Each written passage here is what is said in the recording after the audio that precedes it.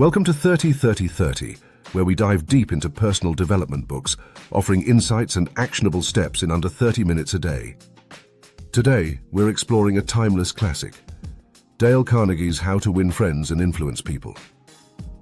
First published in 1936, this book has sold millions of copies and transformed the way we think about communication and relationships. It remains relevant in today's fast-paced world, reminding us of the fundamental human need for connection. Dale Carnegie was an American writer and lecturer who faced his own share of challenges in life, including insecurity and self-doubt. He turned those experiences into a career focused on helping others improve their interpersonal skills. His insights stemmed from real-life experiences and interactions, making his advice both practical and applicable. Carnegie's work was groundbreaking at a time when the world was facing significant social and economic changes, and it resonated deeply with readers seeking to navigate those complexities. How to Win Friends and Influence People is more than just a collection of tips. It's a comprehensive guide to understanding human behavior. Carnegie outlines essential principles that foster genuine relationships and effective communication. Let's delve into some of the key concepts from the book, starting with the 3 fundamental techniques in handling people. 3 fundamental techniques in handling people. Carnegie begins by emphasizing that criticism, condemnation, and complaining are ineffective methods for influencing others. Instead, he encourages us to focus on understanding and appreciating people. For example, imagine a manager who notices a team member consistently missing deadlines. Instead of criticizing their performance in a meeting, the manager could approach the employee privately, acknowledging their strengths and asking about the challenges they're facing. This constructive approach not only addresses the issue, but also fosters a supportive environment where the employee feels valued and understood. The second technique Carnegie highlights is the importance of showing genuine interest in others. When you actively engage with people, asking about their experiences and feelings, you cultivate a deeper connection. For instance, if you meet a new colleague, taking the time to ask about their previous projects or interests can make them feel appreciated and included. This approach encourages openness and builds rapport, which is essential for effective collaboration. Lastly, Carnegie emphasizes the power of a person's name. Remembering and using someone's name in conversation conveys respect and personal acknowledgement. For example, at a networking event, if you meet someone named Sarah, referring to her by name during your conversation, "Sarah, I found your insights on project management fascinating," can significantly enhance your connection. This simple act makes the other person feel recognized and valued, reinforcing a positive interaction. The 6 ways to make people like you. Next, Carnegie outlines 6 fundamental ways to win people over and make them like you. First, become genuinely interested in other people. One of the simplest yet most effective ways to foster connections is to show genuine interest in others. When you take the time to learn about someone's life, interests, and experiences, it demonstrates that you value them as individuals. Example, imagine you meet a new colleague at work. Instead of immediately discussing your own projects, you could ask, "What do you enjoy doing outside of work?" If they mention a hobby like hiking, you might follow up with questions about their favorite trails. This sincere curiosity not only makes them feel appreciated, but also opens the door for a deeper connection. 2. Smile. A smile is a universal sign of warmth and friendliness. Carnegie emphasizes the power of a genuine smile to create a welcoming atmosphere. It can instantly put others at ease and set a positive tone for interactions. Example, think about entering a coffee shop where the barista greets you with a big smile. It instantly lifts your mood and makes you feel valued as a customer. If you respond with a smile and a friendly greeting in return, it can lead to a brief but pleasant exchange, enhancing your day. This simple act fosters a sense of community and connection. 3. Remember that a person's name is, to that person, the sweetest sound in any language. Using someone's name in conversation can significantly enhance rapport. Carnegie points out that people feel more important and valued when you remember and use their names. Example: at a networking event, you meet someone named John.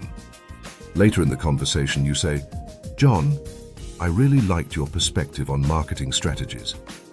This small acknowledgement not only shows that you were listening, but also makes John feel recognized and appreciated, which can strengthen your connection. 4. Be a good listener.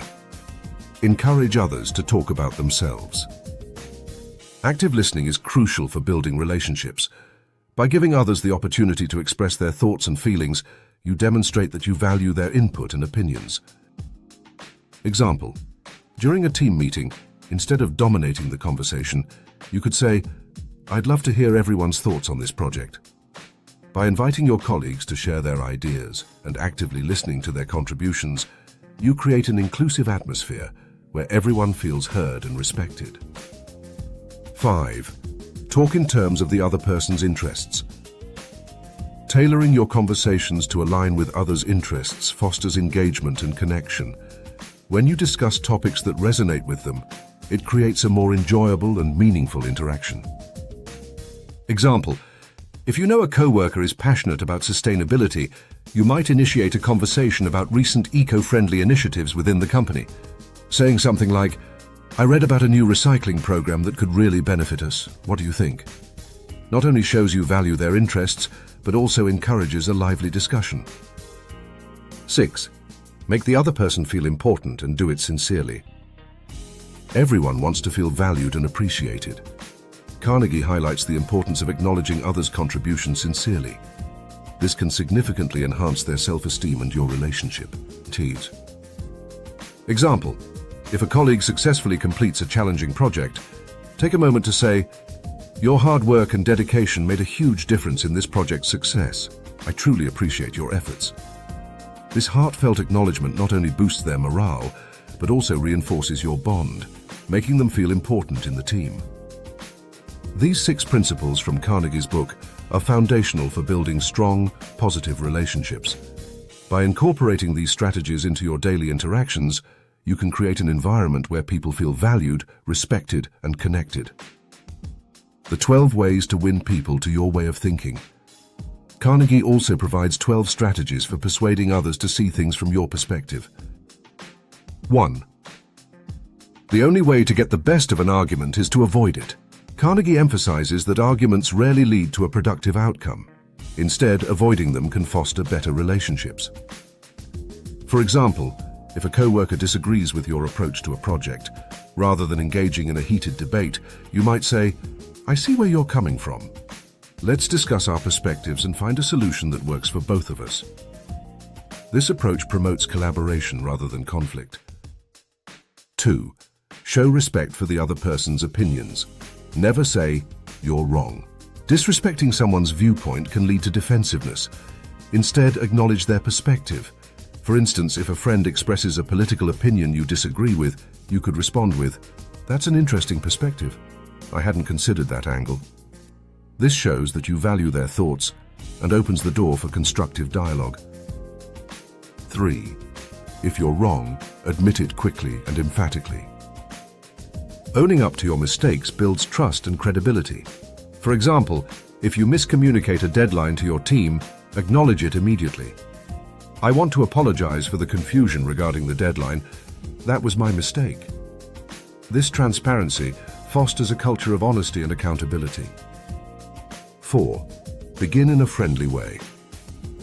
Starting conversations positively sets a collaborative tone. If you need to discuss a sensitive topic, begin with a compliment. "I really admire your dedication to this project. Can we chat about some adjustments I think might enhance our results?" This friendly approach makes the other person more receptive to your ideas. 5. Get the other person saying yes, yes immediately. Encouraging agreement early in the conversation can create a cooperative atmosphere. For instance, if you're proposing a new initiative at work, you might start by discussing common goals. We all want to improve our team's efficiency, right? Here's an idea that aligns with that goal. This strategy helps build momentum toward agreement. 6. Let the other person do a great deal of the talking. People appreciate being heard. Encourage them to share their thoughts and feelings. During a meeting, for example, you could say, "I'd love to hear your insights on this project." This allows others to express themselves and fosters a sense of involvement. 7. Let the other person feel that the idea is theirs. People are more likely to embrace ideas they believe they've contributed to. If you're trying to get your team on board with a new strategy, you might ask, "What are your thoughts on improving our customer engagement? I'd love to hear your ideas." This approach empowers team members and increases their investment in the solution. 8. Try honestly to see things from the other person's point of view. Empathy is key to effective communication. When discussing a disagreement with a colleague, you might say, "I can see why you feel that way. Can you help me understand your perspective better?" This shows that you respect their feelings and encourages an open conversation. 9. Be sympathetic with the other person's ideas and desires. Understanding and validating someone's feelings fosters rapport. If a friend is upset about a recent breakup, you could say, "I can't imagine how difficult this must be for you. It's completely understandable to feel this way." This validation helps them feel supported and heard. 10. Appeal to the nobler motives. In discussions, appeal to positive values. For example, if you're trying to encourage a colleague to take on a challenging project, you might say, "This project could make a real difference in our community. I know you're passionate about making an impact." This approach aligns their values with the task at hand. 11. Dramatize your ideas. Presenting your ideas in an engaging way can capture attention.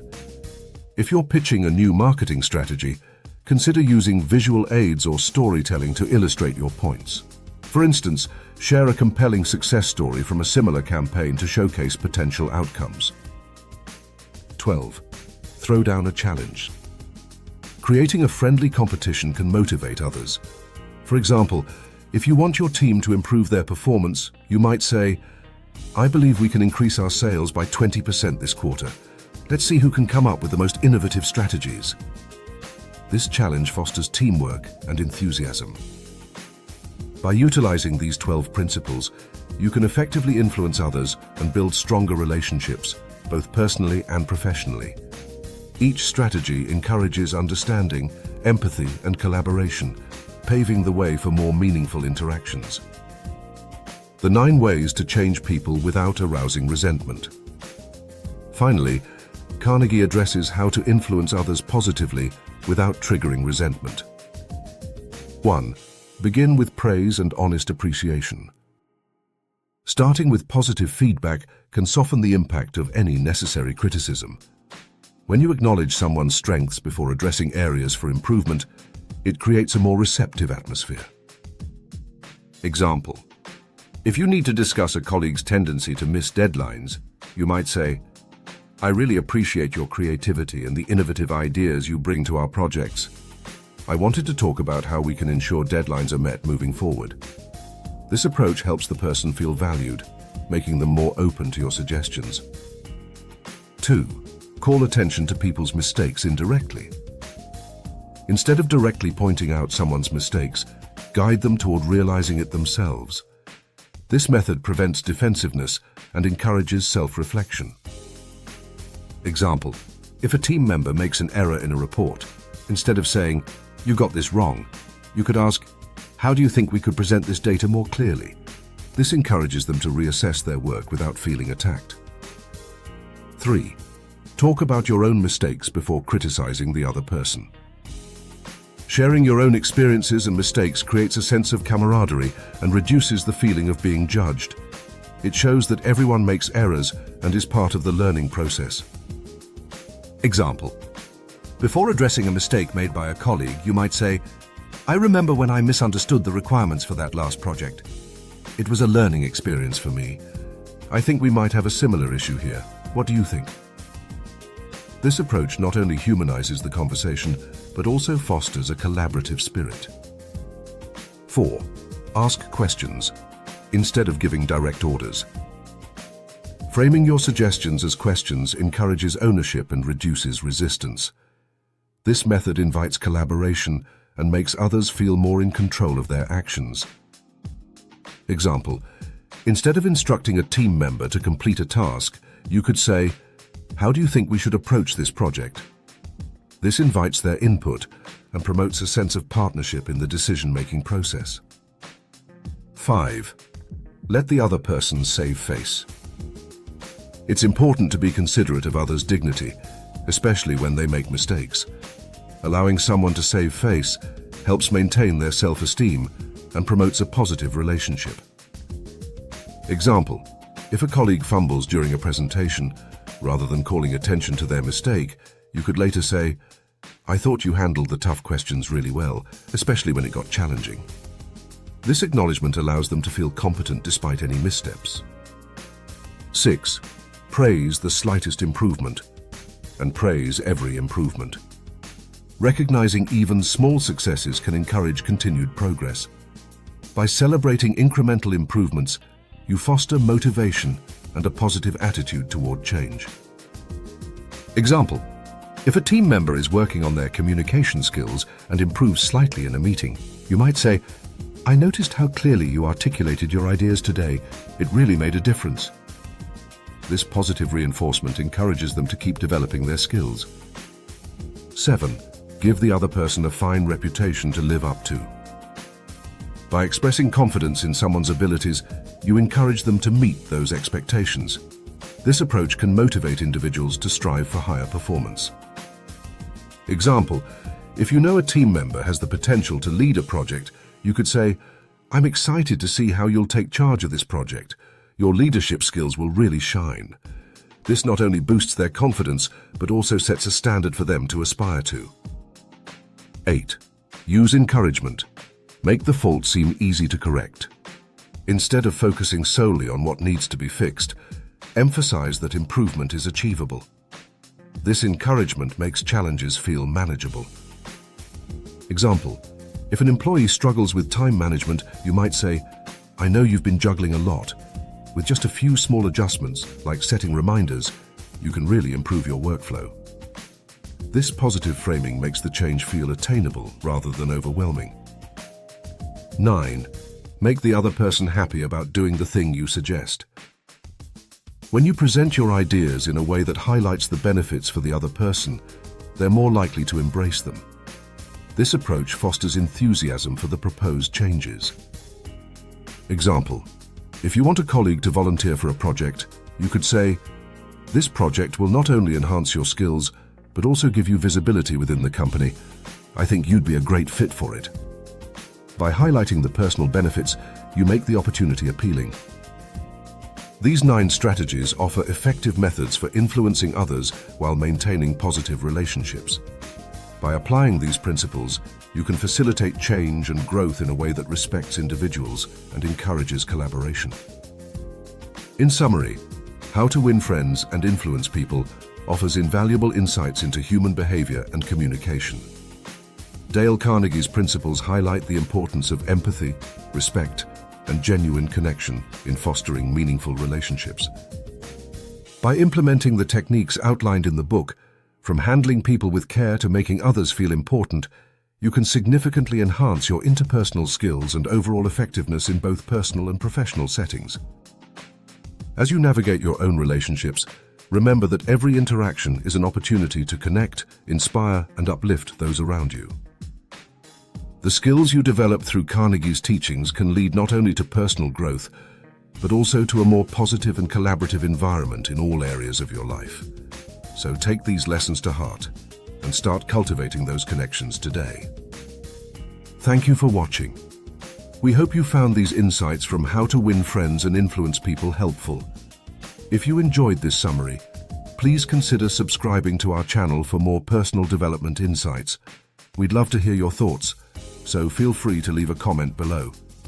Until next time, keep growing and connecting.